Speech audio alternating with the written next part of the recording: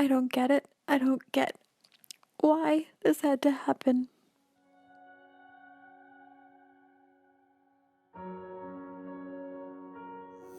I think through this, we just have to find a new normal.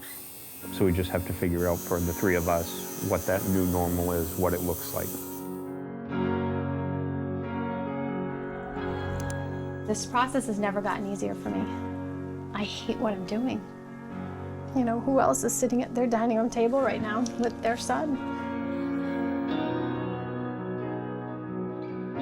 Hallie had asked somebody on Facebook to do it, and then it just exploded. Please send me any pictures and a description of his journey. Hallie, here's CJ.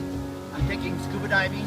We're gonna go to the Great Barrier Reef, and we're gonna do it right now. Woo! It would be hard not to be there, so I will truly use your pictures and words to experience his journey.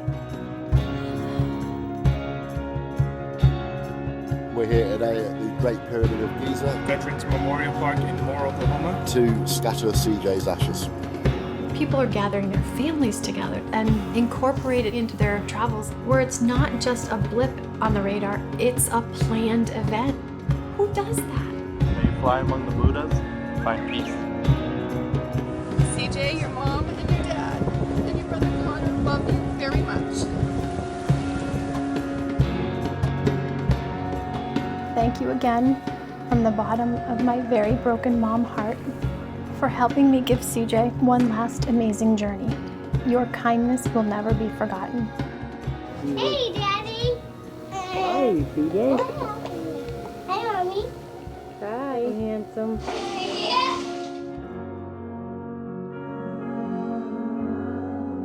Maybe one day your mum will find peace in realising how many lives you've impacted in the most uplifting way.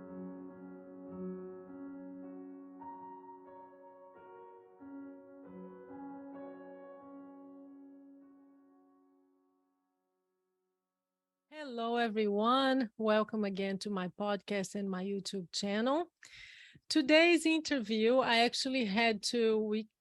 kind of had to rush to make sure that we had this interview in September because it's about a documentary that's already airing. It just started on public television.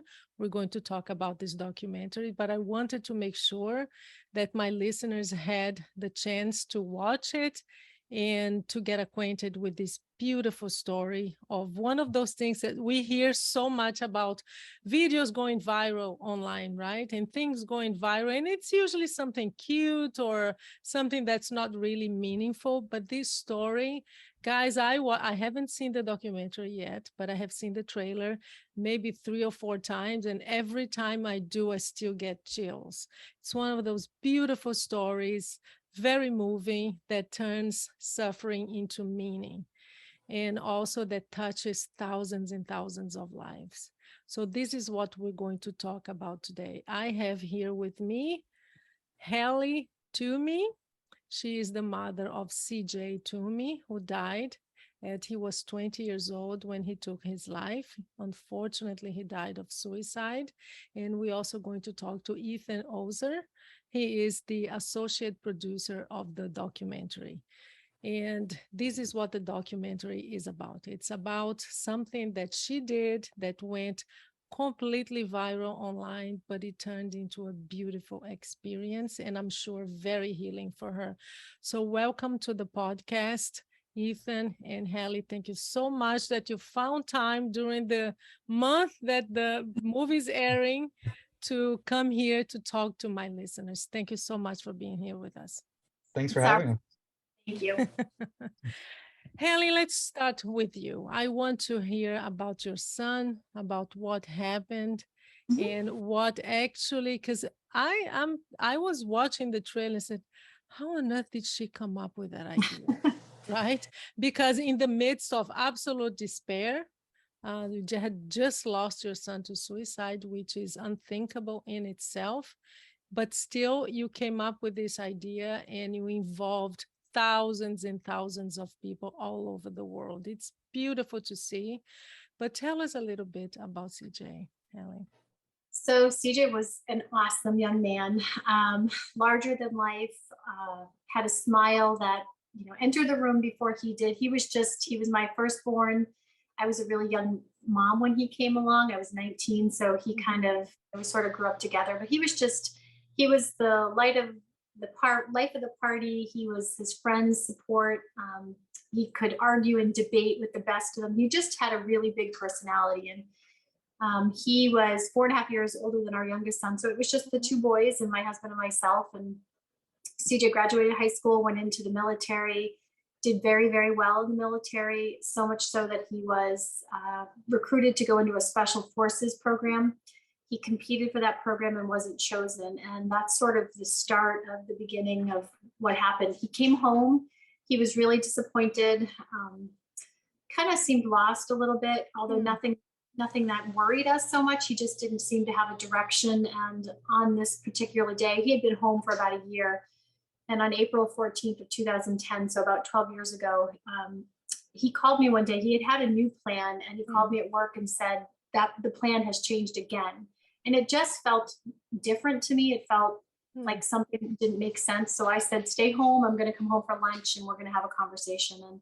And that particular day I came home and it escalated very quickly. He was very upset, kept saying he has nothing. And I didn't recognize, I think in hindsight, I think he felt like he had nothing to turn to, but I kept saying, you have us, you have your brother, you have work and all of these things. And over the course of the next few minutes, he had run upstairs in the house, come back downstairs, came right up into my face and said, you think I'm a failure, don't you?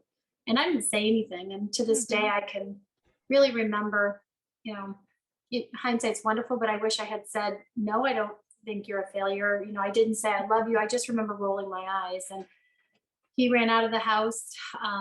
Well, right before he ran out of the house, he turned to me again and said, failure, I'll show you failure. And he ran out of the house, jumped into his car. My husband, who was home as well, happened to, we both followed him outside and didn't know what was happening. He drove his car to the top of our street, stayed up there for a couple minutes. And when he came back down, I had already made the decision to kind of go back in the house because I thought maybe my husband could have a more reasonable conversation because CJ and I had been arguing and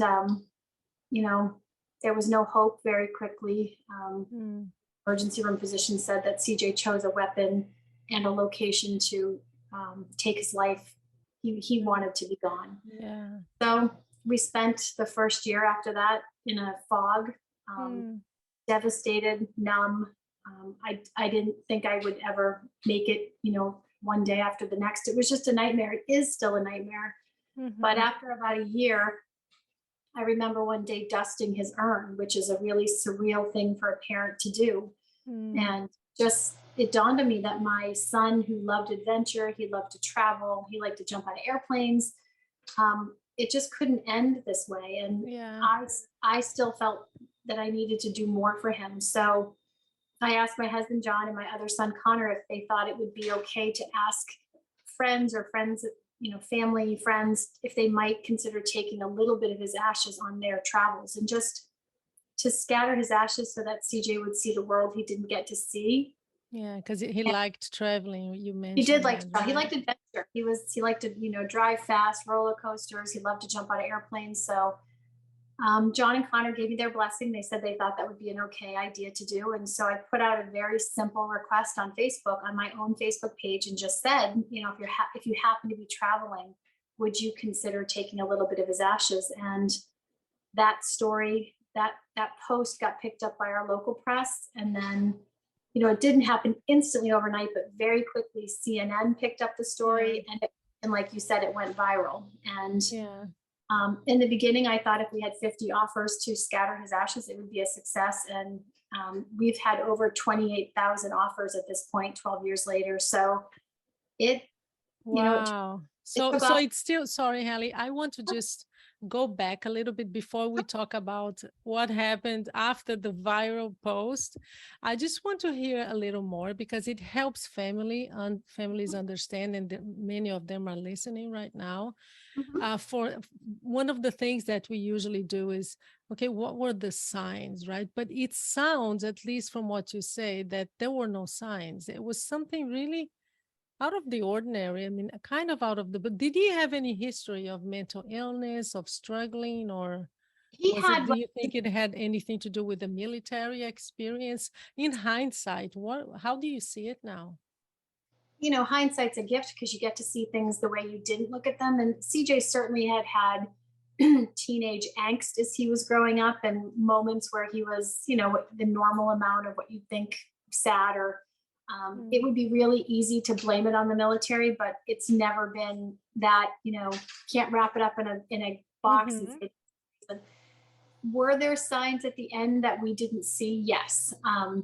In the film, when you watch it, you'll see our son Connor mentions that CJ was sleeping more and that he was staying inside more, even so much as he had gained some weight. And those are things that, you know, maybe we saw, but sometimes the obvious isn't so obvious. Nothing was super out of the ordinary.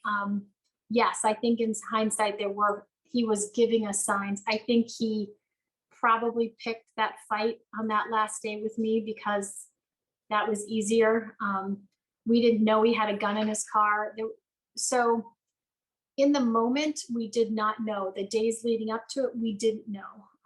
Certainly looking back, I think there were things that had we have understood, when, you know, especially when CJ said to me, I have nothing, I really think now in his world, there was nothing there. And so maybe it was just a catalyst of, he was very much more upset about losing the military opportunity than we understood. No, I've never been able to pinpoint it. No, not exactly sure. Yeah, and I understand, because sometimes when, as you said, hindsight is a gift, right? You look back, like me, I look back at what happened to my father, and I mean, all the signs were there. But still, and also you're saying, oh, he was staying more inside. A teenager staying more inside. Right. What's unusual about that? So what mother would think, oh, maybe there is a problem, unless there is a huge change in behavior or something like that. But it makes sense. I mean, it really sounds like it was out of the blue, really. I think for the most part, it was, excuse me, although honestly, I think everybody maybe knew a little bit of something. And, you know, it's one of those, it's one of the reasons why I agreed to do the film, and why I continue to become an advocate, is you have to be open. And part of it is, I think if our family and maybe some of our close friends had a conversation about even the little things individually we all noticed, we might have been able to, you know, put them all together. But honestly, I look back at that, I didn't see it coming. My husband didn't, and even Connor, you know, his brother, who was as close to him as anybody, definitely saw some changes, but nothing that raised flags for him. So it's why I need people to understand that there was nothing super obvious. So it can happen, but I think if we all just keep an open mind and have conversations and communication, that I don't know that we could have changed the outcome, but I'd like to believe we may have been able to get him some help. But honestly, I don't know that. That's just, you know. Everything after it happens, everything is kind of guessing, isn't it? Yeah. Yeah. Exactly. How was it for your family? I mean, I know that grief sometimes in families, especially when it comes to suicide, I mean, grief is a challenge in itself, but suicide, I think, adds more layers and layers and layers of challenges. How was it for the family? I mean, it was awful. It was everything. It was as bad as you can imagine. I mean, I say all the time, parents are not pre-programmed to lose your children. We're supposed to outlive our children. So when that happens, there's one level of grief. And then when your child takes their own life, there's another level of grief. And then when you witness that suicide, you know, I can't even imagine. And I hope, I'm glad you can't understand that. That's one thing I always say, in order to fully understand our story, you'd have to live it. And I don't want you to live it. We are very fortunate that we are a family of 3 now that are incredibly close. I've met hundreds of families who have couples who have divorced, you know, kids, there's a high rate of sibling follow-up suicide. It's a struggle. You have to stick together. You have to find ways to support one another. My husband and Connor are big introverts. CJ and I were always the extroverts. So I cried a lot. I still do. John and Connor process their grief more introverted and, you know, more privately. We did some counseling that didn't seem to work very well for the three of us. We all kind of did what we needed. My husband will say, even though he doesn't love it, he would get in the shower and that's where he would cry. He would grieve because he didn't like the attention on him. But we are, like I said today, 12 years out, I know how lucky and how fortunate we are that we are as strong as we are. I will say I parented Connor differently because I think I was so afraid of what I missed with CJ that I somewhat expected something horrible to happen to Connor. And the flip side of that, I never said those last words of I love you to CJ. So Connor kind of got over parented. I wouldn't let him walk out of the room without saying I love you. And, you know, I was afraid to upset him ever. So kind of one of the jokes that we've over the years is that Connor has his brother to thank for us being a little bit more lenient because I just didn't want to upset the apple cart. I wanted us to be together and to be strong. And I didn't want Connor to be mad at me because I was so devastated. And I still logically know that I did not cause CJ's suicide, but the mom heart makes me own some of the blame. And so we are stronger today than we were then, but it's been a journey and it's still a journey.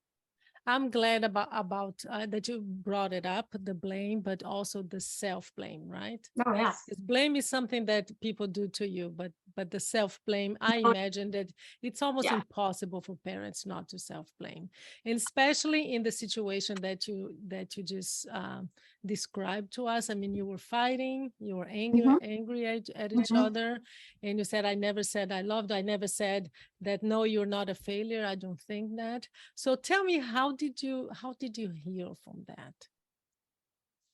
That's such a good question. I think I'm still healing. I don't think that I've said this a million times. I don't think I will ever not grieve. I'm not better. I've never been better. I'm different. And what's worked for me is time and the advocacy work. I mean, I can't bring my son back, but I absolutely can and will continue to be open and honest. And, you know, some people don't like how blunt I am. There's days today that I still hate myself for what I think I should have done or I could have done and I didn't. But I talk.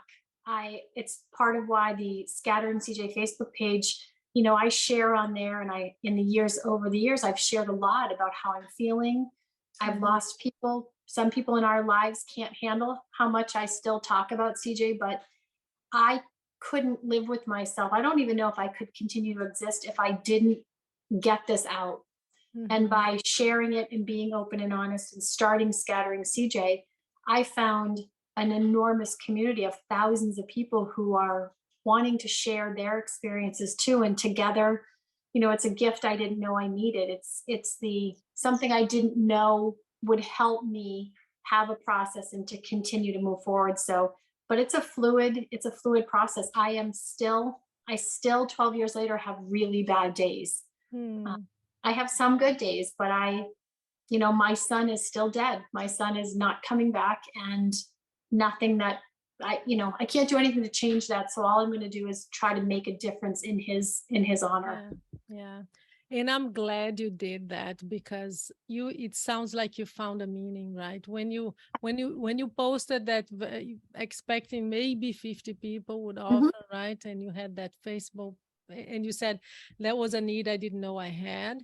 Yep. But there was a need that thousands of people had, that you actually gave them the gift of having a space and a community to talk about their grief too, because that's what happened afterwards. So tell us what happened afterwards. After that day when you sat down by the computer and said, okay, does anyone want to scatter his ashes? Hi, CJ. This is me.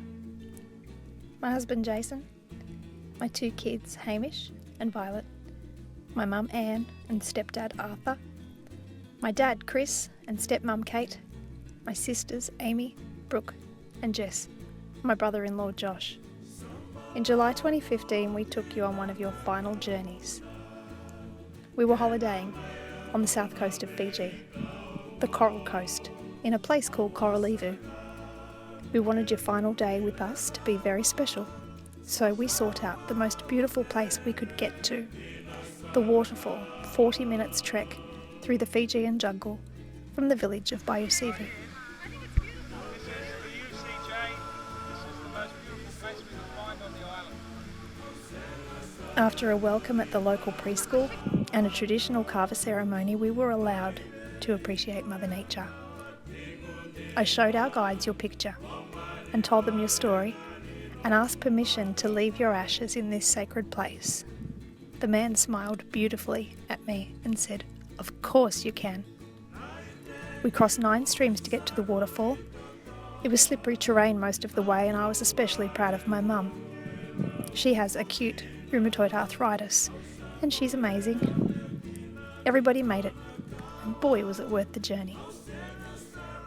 All of my family members, even the little ones, were familiar with your story. Everybody had read your mum's wishes. We remembered how much she loved you.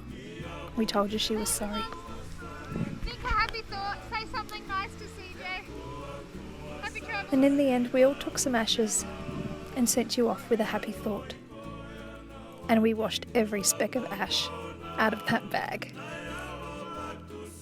My dad made the beautiful and poignant observation that it could take you 20 years to reach the ocean. So your journey will continue long after we've left this beautiful place. And all of us who participated will never forget the privilege of playing a part in scattering your ashes, CJ. Maybe one day your mum will find peace in realising how many lives you've impacted in the most uplifting way. Peace be with you, Haley.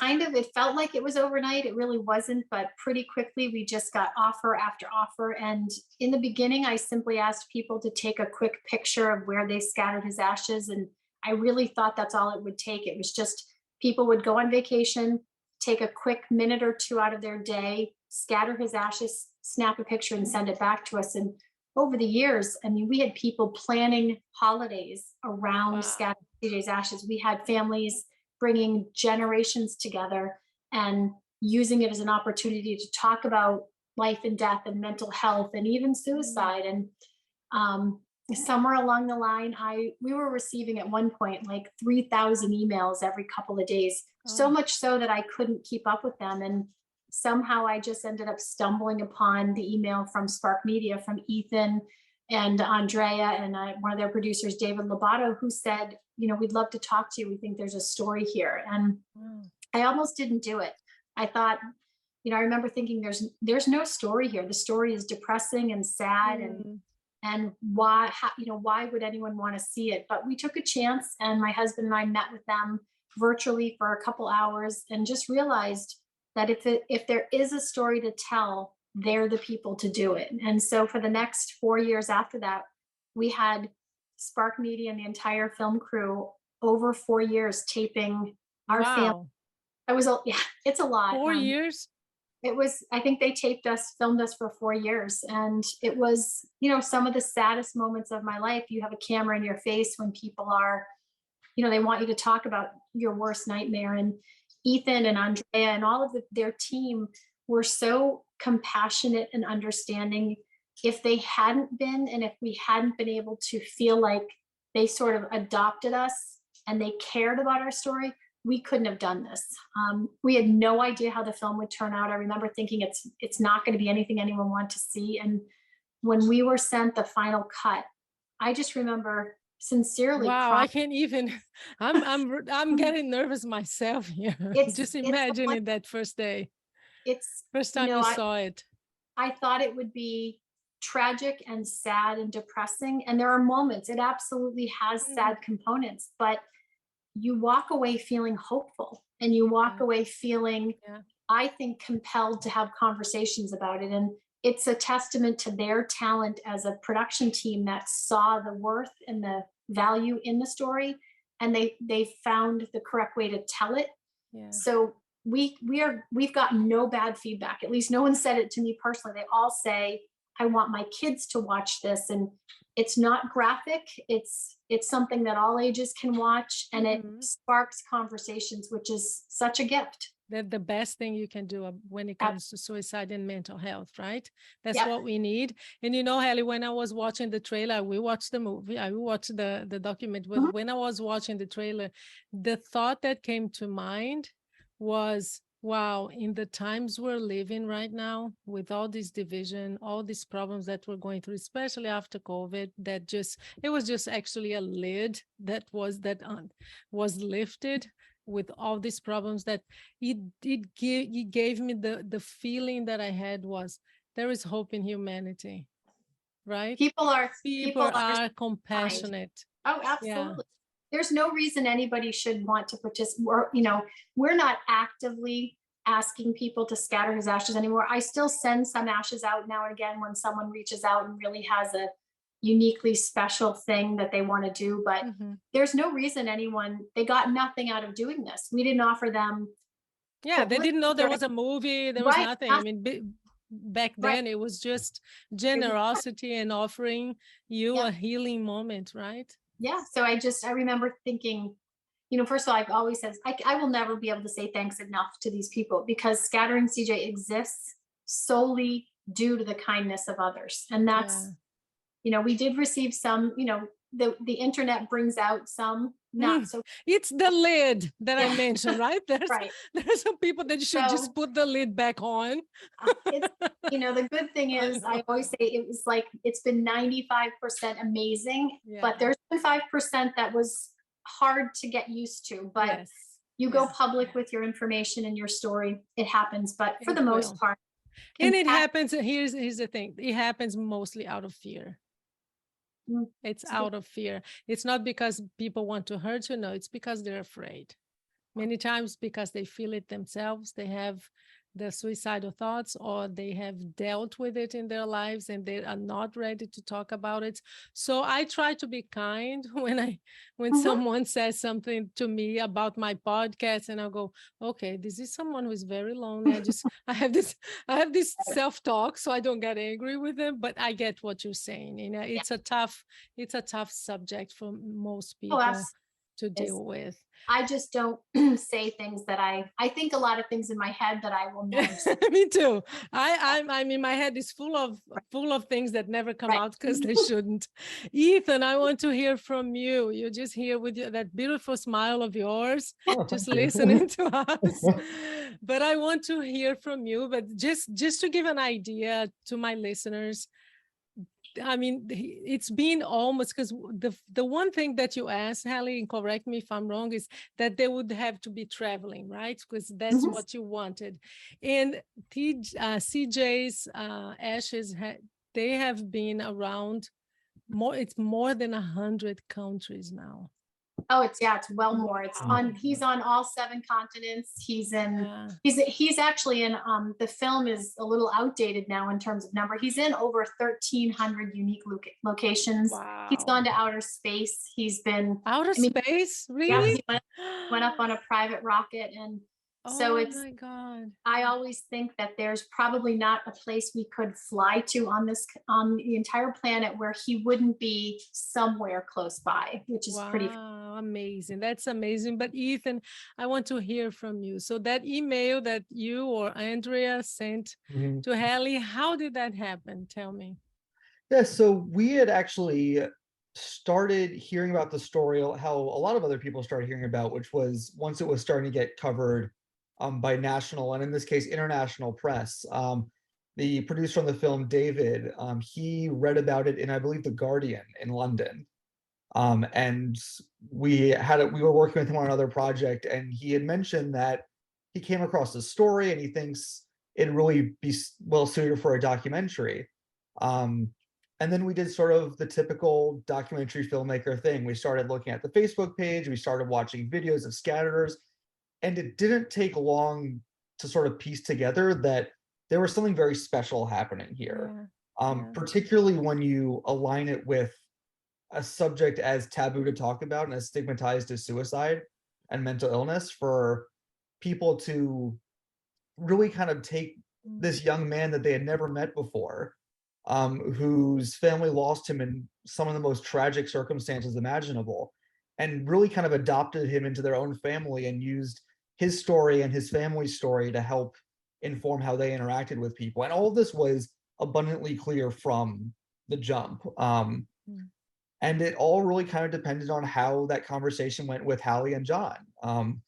You know, I'm a firm believer that storytelling can make massive impacts on people, particularly in the mental health space. But you can't force someone to tell their story. And if someone's not ready to share their story, then it's probably not good for them to be telling it. So it's really about kind of finding out if they were ready to share it. It turns out that they were, and 3 weeks later, we were up in Maine filming with them. And that was July 2015. I am so glad you did that, because it's my personal mission is to open up conversation and to break the stigma that's around suicide. I have just interviewed the director of, have you seen The S Word? Yes, I have. Yes, so I've just interviewed her too, and she'll be coming up. She was going to be aired before you, but because of September and your film is being aired now, so I'm going to anticipate it. But I'm so glad you did that, because people are so afraid of even touching on this.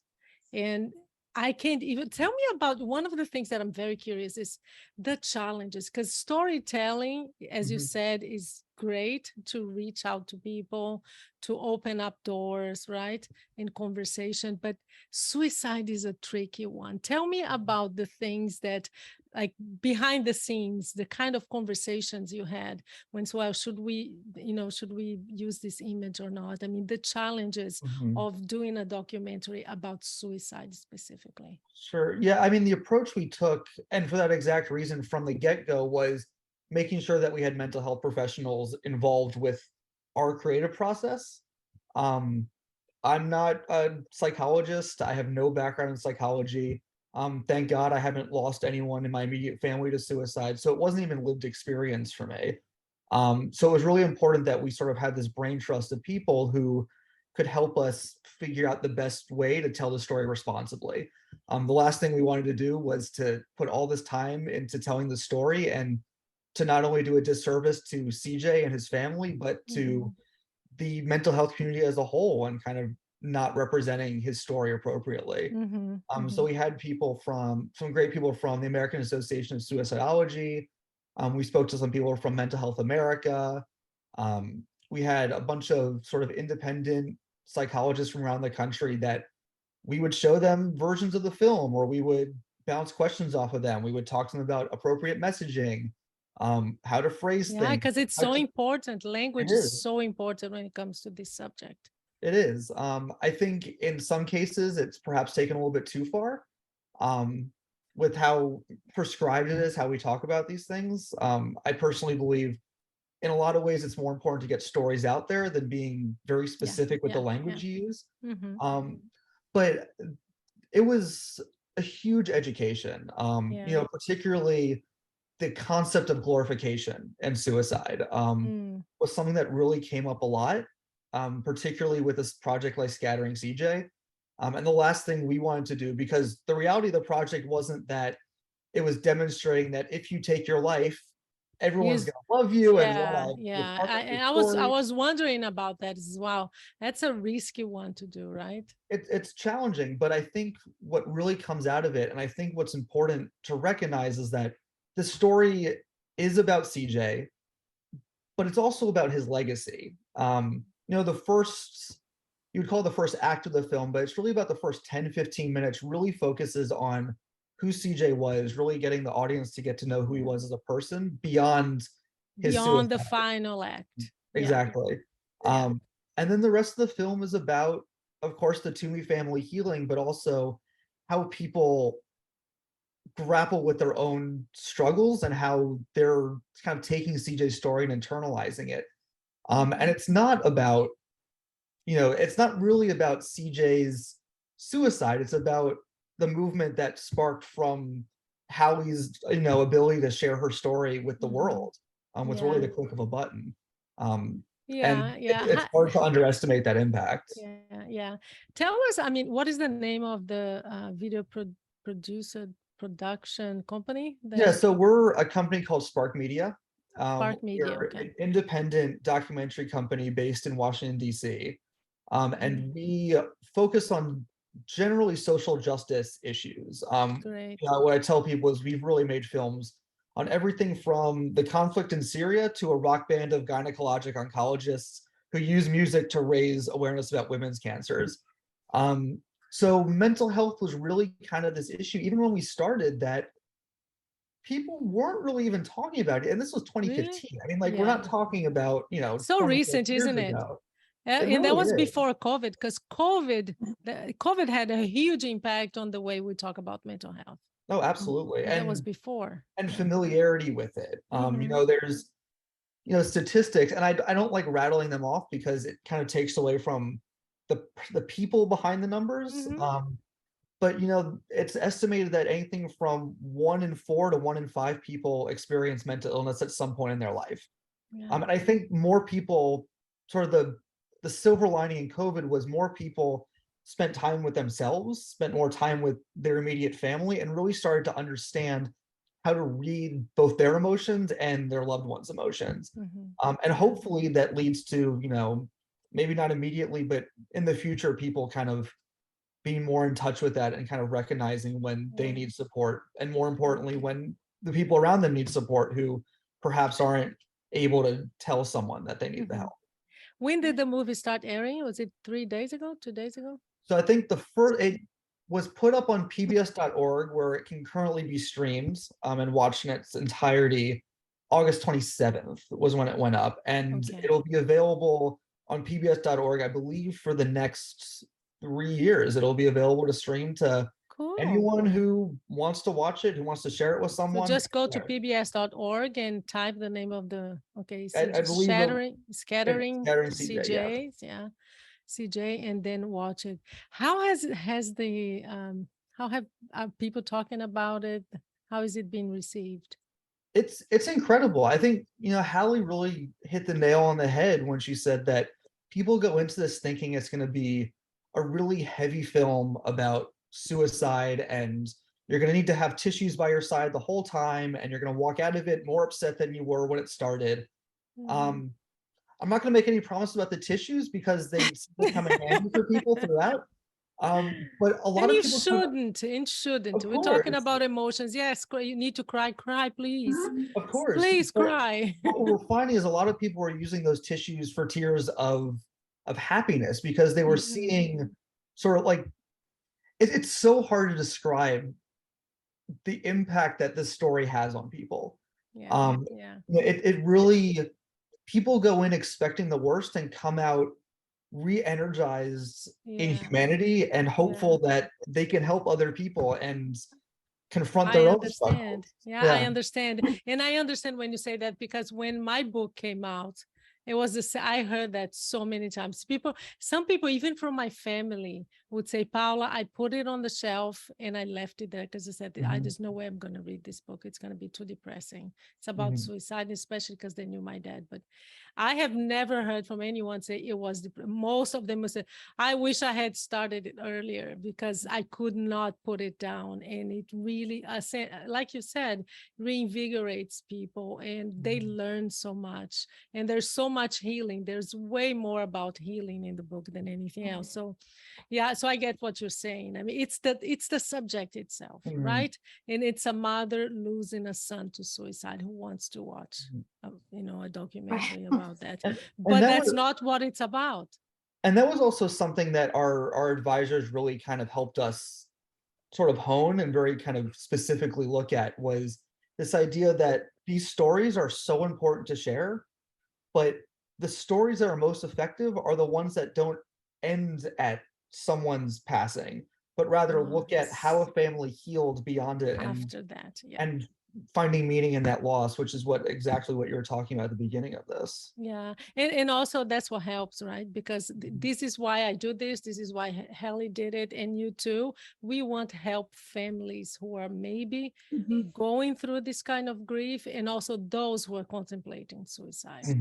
We want them to watch the video. So tell me, Hallie, what is the video for you? I mean, what is the documentary for you? It's been a lifeline for me. I think it's power in a story. It gives me an opportunity to have conversations with people that might not want to listen to me otherwise. They can watch the film and realize, I guess Ethan said it, the film brings up some of the statistics and certainly addresses what happened, but it's not shove it down your throat, heavy, numbers. And it's a story, and it's a story about compassion and empathy and the kindness of strangers. And it gives me a sense of hope. It does. And I didn't realize that's not the word I went into it looking for, but it gives me hope that people will continue. Number one, as a mom, my biggest fear is my son will be forgotten. And I'm assured time and time and time again that not only will he not be, but these people are going to use his story and our story to talk to their families. So generationally, it's making a difference. It's a part of CJ's legacy. It's something that, for somebody like myself who is so guilt-laden still, and the grief I feel, it's something I can be proud of. I have never spoken for my son since he took his life because I don't feel like that's my place to do, but he loved attention. He loved people. He thought he was a good-looking young man. He knew it. I think he would be, if he could be, which is a weird thing to say because if he was here, it wouldn't be a film, but I have to believe that it captured CJ and his zest for life, and in his name, his legacy, and his honor, we're sharing our journey to hopefully prevent other CJs from following his footsteps. So it's a tool. I think it turned out beautifully. It's bittersweet and I wish it never existed, but I'm really proud of it. And I'm proud to share it with everybody and anybody. And I know I'm biased, but I think everybody should see it because it does give you an opportunity to talk to your friends and family and say, what did you think? It's a softer way to have a conversation because it's not so numbers driven, or it's not, it's not boring. It's a human interest story, and it's just, our family's very proud of it. Yeah. So your family has seen it. How did your husband and your son react to it? The end story of that is everybody, I hate to say we loved it because we don't love it. We get it. Right. It's still, the root of it is our son and brother is gone, but every one of us feels that it did and does CJ's memory justice, that it shows he will never have died in vain, that he won't be remembered for that last and only moment, that instead it's something that we can all openly, and we do. My husband shares it with his coworkers, and Connor posts about it on Facebook. And it's something that I think has, we were a strong family to begin with, which again, I said I'm very thankful for, but the film has helped us cohesively come together and recognize that we made the right decision. And it really is because of Spark Media and Ethan and Andrea and the whole crew. They made it something that we're proud of. And, I will never be able to say thank you to them enough. We get nothing from this. It's just our mission to, like you said, talk to families, have conversations, and hopefully prevent other people that are struggling or questioning, make different decisions, but also prevent families from having to walk in our shoes. Yeah. Hallie, thank you so much for planting this seed of healing for families, and Ethan and Spark Media for having the courage to do this, and the initiative, not just the courage, but the initiative to tackle on something, help all of us who work on mental health advocacy and suicide prevention. So thank you both so much for being here today. Thank you. I hope it's a huge hit, and I'll make sure I have a link to if I can get the direct link to the documentary, if not, to pbs.org. Okay. Sure. Thank you Thank so you. much for being here with me and Have a with great the day. listeners. Thank you.